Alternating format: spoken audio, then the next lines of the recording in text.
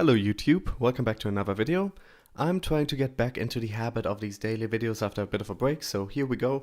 A few interesting news stories today, but first, as always, let us take a quick look at the markets.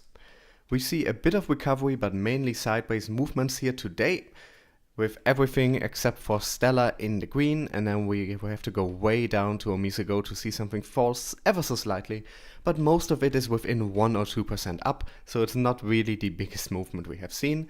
The only thing I think of is of particular note here is that Bitcoin has bounced back quite significantly, is at over $6,700. Let's just refresh this quickly to see where it is now. $6,720. 6,600 of course having been the resistance level the last couple days, and seeing it above it and hold above it is a very good sign that we might be heading towards 7,000 in the next couple days or even hours. I think days is more likely. But this is as for the last couple days, it is looking very good again. We should be hopeful here. Ripple holding at 32.6, which is significantly better than the 24 cents we saw a while ago. Ethereum is inching towards 300, but has struggled a bit more with its price than most other currencies. Bitcoin Cash safely over 500, and EOS just about knocking on the $5 again. It's all looking rather good. The market cap is also up a bit at 216 billion. We saw it around 210 a lot the last couple days, and of course a while ago it dipped under 200 billion, which was kind of scary for a moment. But we are putting more and more distance between us and that value, so that is always good to see. Bitcoin dominance still a bit lower than a couple of weeks ago, but frighteningly high at 53.6%. I'm hoping to see this drop below 50% in the near future again, but it might take a while. Okay, let's. I have this article open from Cointelegraph, who have very good price analysis of all the major coins near daily. I don't think they do it every single day, but they have it near daily. This is from yesterday, 12 hours ago, well, middle of the night for me. So the values aren't completely in line anymore, but I always like looking at these from about half a day ago, because we can see in how far their predictions held. And we have something very positive to report here. Their Bitcoin analysis. Let's just read this section out quickly. Bitcoin has been making lower highs in 2018, but it is yet to make a lower low. It has largely held the February 6 low of 6,075. A couple of breakdowns below this level were not sustained, and prices bounced back quickly. The bulls broke out of the descending triangle pattern in the end of July, but they could not sustain the higher levels, and the price again slumped back into the triangle. Currently, the bulls are trying again to break out of the triangle, but are facing a stiff resistance close to the 6,580 mark, which at the time of this article was not broken, but we seem to have broken in the 12 hours since. If the bulls scale the 6,600 levels, which they did, the rally is likely to extend to 6,955, which is what I'm hoping for, just under the resistance level of 7,000. The 50-day SMA is located just above this level and has flattened out, hence it will act as a major resistance. The Bitcoin US dollar pair will turn positive and pick up momentum only above this resistance. Until then, a range-bound trading between 5.9 and 7 can be expected, which is pretty much what we have seen in the last 2 weeks. The cryptocurrency will turn negative if it plunges below 5.9. That will increase the probability of a fall to 545 and beyond that to 5,000. Right now, we're not seeing any signs of that. Of course, these markets are fickle and that could always change.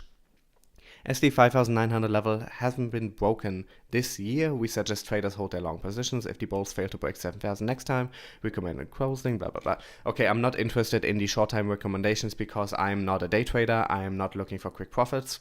I'm in it for the long run. And in the long run, I think we are seeing early signs of a long-term upward movement. It seems to have bottomed out at just about $6,000 to $6,400. And we have now repeatedly broken the 6.6 resistance level, and we seem to be on the way to 7,000. At least that is what I am getting from this, and that is what most analysts seem to be agreeing on.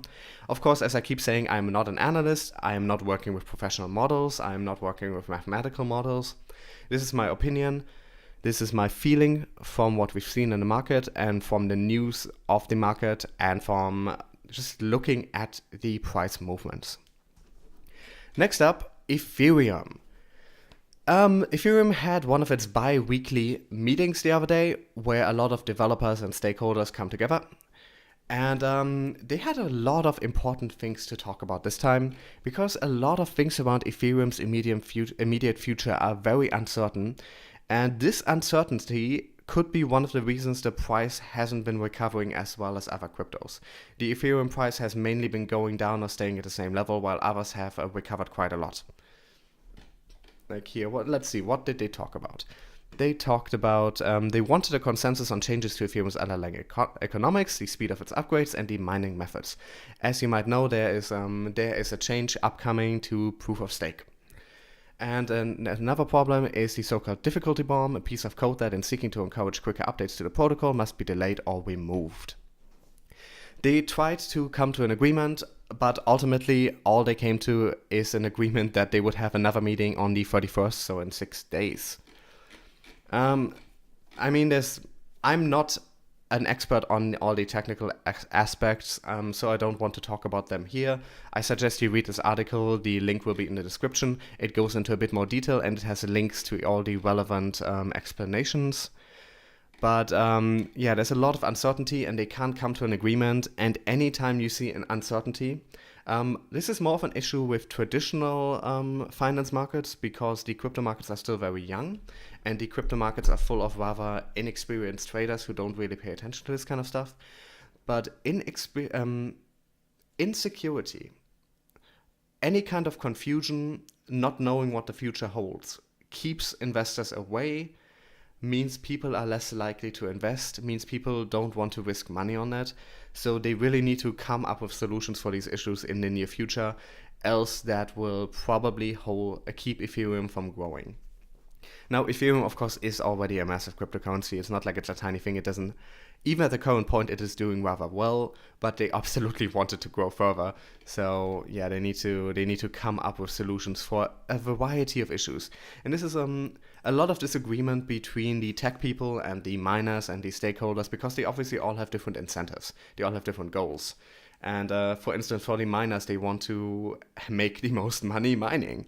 And some changes to the protocol might make it so that their current mining methods have a lower return, or that other people might be able to make more money than they have. And that's something they don't want. So there's I wouldn't call it infighting, but there's a lot of disagreement that could be dangerous, especially as there is a lot set to happen to the Ethereum protocol soon. So I'm slightly worried about this right now, but I don't think it will be a long-term issue. They just really need to come to decisions. But it's good to see that they are holding additional meetings to make sure that these issues are dealt with quickly, because their meetings are usually every 2 weeks, but they added one just 1 week later now to deal with these issues. So hopefully on the 31st we will have some answers. Next up, Bank of America applies for blockchain-based encrypted crypto storage system patent. Now, Bank of America applying for crypto patents is not new. They have over 50 patents. They are actually the company that holds the most crypto-based patents. But every time we get news like this, if you've watched my previous videos, you know every time we see more adoption by major companies, we see major companies working with crypto in any capacity, that makes me very happy.